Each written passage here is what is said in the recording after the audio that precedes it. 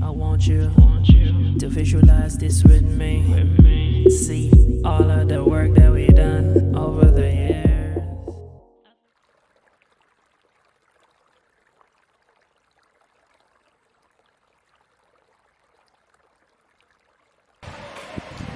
My name is Daniel Cummings. I am an engineer, a water engineer by profession.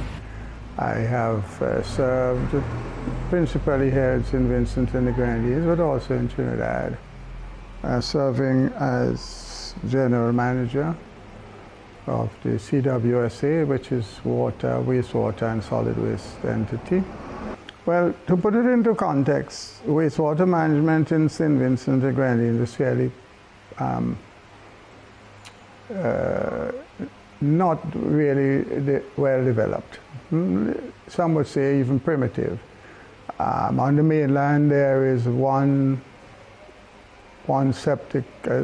sewer system in the city, and that waste is simply screened and pumped out to sea, where dilution takes care of it. But most of the country relies on septic tanks and pit latrines for the disposal of solid feces. And throughout the country, wastewater is really characterized as water coming from a toilet. The water from the kitchen waste, even from the bathroom, the face basin, is generally not included in the wastewater management, and is simply drained into the streets via the drains and into the streams and into the rivers, where natural attenuation takes care of it. For solid waste, well, we have come a long way. Before, garbage was simply thrown all over the place or dumped at one location. But now there are actually sanitary landfills, and there are trucks, proper trucks, that are contracted to collect the garbage on a regular basis, so that the solid waste management is significantly enhanced throughout the country. My name is Cleanne Collins. I am the Environmental Health Officer in charge of the Northern Grenadines, and I am based here on the largest Grenadine island of Bequia. Okay, so like every other Grenadine island or the mainland, we have the landfill that is controlled by the Solid Waste Management Unit. There are pickups on particular days for particular villages. They will place their garbage along the main road, and it will be picked up by garbage truck. For commercial waste, commercial businesses are charged with the responsibility of taking their own waste directly to the landfill, so whether they do so by themselves or they hire trucks or so forth, but the garbage truck is for residential use.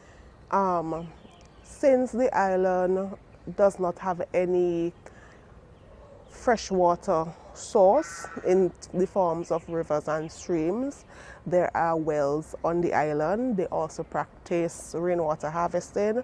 So what you would see is most or all residential houses would at least have a water tank that is built under the house or a separate compartment next to the house. They would utilize the black tough tanks, as we would call them. They also utilize drums and other storage containers.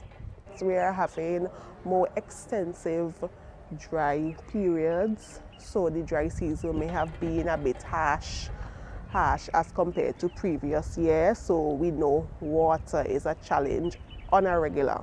So with the extended dry periods, we are seeing a greater challenge with water harvesting. My name is Herman Belmar. I'm retired. At the time when the desalination plant started and in operation, got fully commissioned, I was the Deputy Director of Grenadines Affairs. So I had oversight of government activities on island. The project was started by the World Bank to mitigate against the serious impacts of drought on the community of Padre Farm. You would have noticed the terrain of Padre Farm. It's very steep, very little coastal lands, So the runoff is very intense, very rapid, and there are no wells and there is no surface water.